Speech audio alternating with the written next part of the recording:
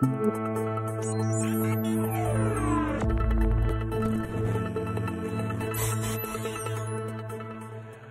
there, I'm Chief Meteorologist Bill Meck. Welcome to this, the very first, the inaugural, unique for the moment, LAX 18 conversation here. It's a digital conversation that we are doing, and today we are going to be talking about the anniversary of what was one of the most significant weather events in Lexington's weather history. We're talking about the upcoming anniversary, the anniversary of the Masterson Station tornado. It occurred on May the 27th, and again, this is going to be the 13th anniversary, so it's May the 27th of 2004. It was a day that was not dissimilar from other days we've seen. We saw the warm and humid conditions during the day. We saw thunderstorms developing during the evening, but there was just something different about that day as things continued to evolve. And on that day, Nancy Cox and I were live on the air as these storms began to approach Lexington. It's being called the worst tornado to ever hit Lexington. If you're in the northern half of Fayette County, get to shelter now.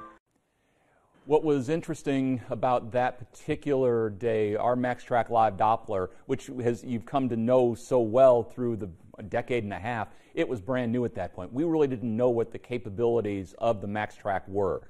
And with it, we saw the development of this storm before anyone else did. It was really showing the value of what a truly live radar does. And it's also very close to the radar site, so the information, the data we were getting was hyper accurate. We were down to basically 200-meter resolution, being able to see storms coming together. The evolution of that day, what we saw was a line of thunderstorms that came down from the northwest. A tornado watch had been issued up to our northwest.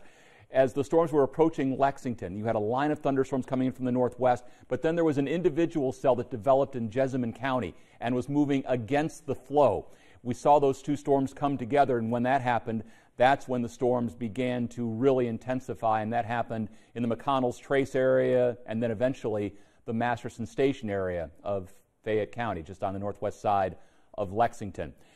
It was a storm, as we saw it develop. We had an all-hands-on-deck approach. We had reporters that were out all over the place, including a couple of very special folks who have since moved on from Lexington. But on that particular night, they were part of not only our coverage, they were also part of the story. Joining me now on the phone from Ohio in her new phase of life, Heather Higdon-Lupian. Heather, how are you doing? I'm doing well, Bill. It's so good to hear your voice and to be back in touch with my LAX 18 family. Well, again, we're so happy to have you back again, and life has been treating you well up there. But let's go back to that night, May the 27th of 2004. You and Chris lived in Masterson Station.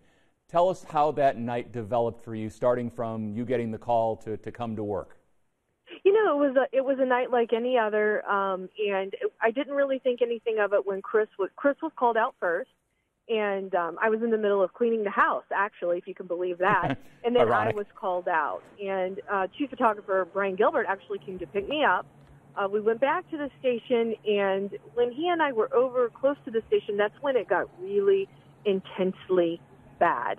And we drove back out. We didn't make it all the way to Masterson Station. We stopped before, and we shot, what would be an as-live shot. We captured some of the emotion of what was happening and what was transpiring and brought that back to the station. And was actually at the station when Kathy Stone, the assistant news director, came in and told me that I needed to go back home. Lee Cruz, I guess, had contacted the station because he was a neighbor at that point and let them know that our house had been hit. So Brian Gilbert drove me back out to the site, and that was the moment that I saw the damage, yeah, what had we had happened. A group at that time called the Masterson Mafia. You and several other folks. We had Ryan Lemon, when he used to work here, was also part of that. That's how we knew something bad was going on. We were already live on the air and talking about that storm coming into the northwest side of Lexington, and we got a call from Ryan that he saw an air conditioner flying by. And it's oh my gosh, we knew then something serious was going on. So, okay, now describe, as you are coming up to what was your house, what were you feeling when that happened? I think I went into shock, a little bit of shock. And I just remember walking through the front door and the walls being ripped and everything being covered in blown insulation. And it was just, it was a nightmare. It was a nightmare, Bill. And I remember walking outside and Chris running up to me and us just embracing. We just embraced because thank God we were not at the house, and we have felt so blessed. And we didn't have any family in the area, but yet we found out that we did, because so many people from Channel 18 came to our rescue. I mean, we spent the night that evening with Lee and Elizabeth Cruz as the rain just poured on our ripped open house. And everyone from the station really they took care of us. They took care of us as their own. You were one of those people. You were there with me. And we felt really, we left what was a natural disaster feeling so blessed beyond measure. Now, if I'm remembering correctly, wasn't one of the walls that caved in, would have been your bedroom, correct? Yes, it was the master bedroom where the worst of the damage actually happened, and it was completely caved in, just toppled over the bed. Now, you see the damage there, and keep in mind this damage occurred in the matter of a couple of minutes. So what's the process then for you as someone, we'll take you out of your reporter mode here, just you as a human, as you're trying to rebuild. What were the stages that you went through after that? Oh, I mean, you probably every stage you can imagine. You're in disbelief, you're in shock. Then the reality sets in, and you have to rebuild. And the rebuilding takes so long, because it's not just the structure that you lost. It's just a sense of security. And I mean, yourself. Every storm thereafter, I think I was texting you or yes. trying to get in contact with you personally. Bill, am I going to be okay? And Bill, even now here in Cincinnati, when a really bad storm rolls in, I feel that kind of post-traumatic, I get nervous. Go ahead and say I get very nervous. It's a PTSD kind of thing. I mean, they talk about it with the soldiers coming back, but no, you've been through a similar shock there. Now, you're up there in Cincinnati. What do you do now when you hear there's a tornado warning? What do you do, and then what's your advice to other folks? We have a very solid basement, good call. We find it immediately. We grab our 10-year-old, they're now 10 years old, our twin boys, Eli and Oliver, and our dog Francis, and we're all in the basement, and we're watching weather. And we are doing everything, Bill, that you preach, because we did see, you take your job so seriously, and we saw why, because it is life or death, and it's very vitally important what you do and the service that LEX 18 provides to that community. So yes, we everything that you've ever suggested, that's what we're doing every bad storm. Oh my goodness, Heather, it is so good to hear your voice again. Please give my best to Chris.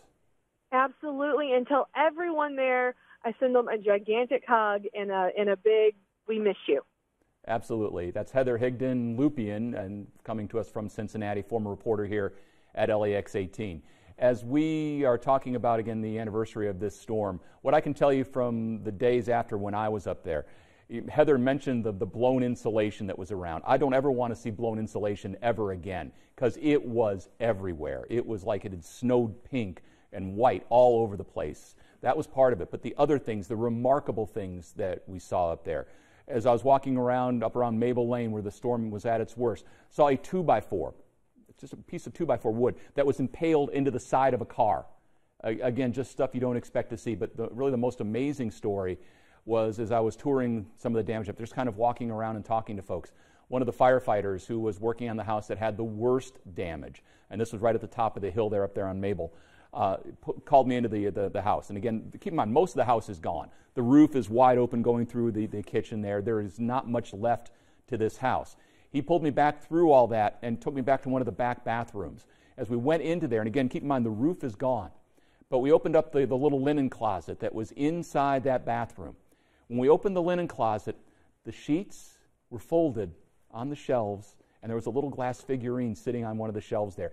It had not been touched. This is why we tell you to find those interior rooms. Keep in mind, the rest of the house is basically gone. But that one place, it's as though the tornado didn't happen. Obviously, technology has changed dramatically. It had changed dramatically for us on that night. This occurred about 10 o'clock at night, a little after 10 actually, on that Thursday night when those storms came roaring through. With the MaxTrack being new then, again, we weren't really sure what it was capable of. We found out that night what it could do. Ironically enough, a couple weeks beforehand, I was part of a seminar that was talking about severe storm development, and part of the tutorials that we were getting from that seminar was on cell mergers, and that's indeed what we saw happen. So, we're always learning, we're always trying to bring that knowledge to you. And when we do say that there are tornado warnings, it's serious. Yeah, there are a lot of false alarms. When we break in for programming, that comes from the Weather Service. Tornado warnings, we don't issue them. We don't come on and say tornado warning. In fact, that night, even though there was no tornado warning for Fayette County when those storms hit, we were on the air. We knew something bad was happening, especially when we started getting the reports in, but we never said tornado was going through Masterson Station. That's, for me, is 30 years of training waiting to say tornado until the Weather Service says tornado. But we can warn you that dangerous weather is coming, and that's what we can see exclusively on the MaxTrack Live Doppler. So again, severe weather season comes and goes every year. Tornado warnings, they don't mean go out on the porch with your cell phone trying to get pictures. They mean get to a safe place. You heard the story there from Heather, that when she hears a warning now, she's been through it. She knows that these storms, that they can change lives literally like that. So again, these are indeed life-threatening, life-changing situations. So this is it. This is our first LAX 18 digital conversation. We want to thank Heather Higdon for joining us on this particular one. We'll have these periodically as we go through time, exclusively on this internet. So we hope to have you come and visit us often. For now, I'm Chief Meteorologist Bill Mack.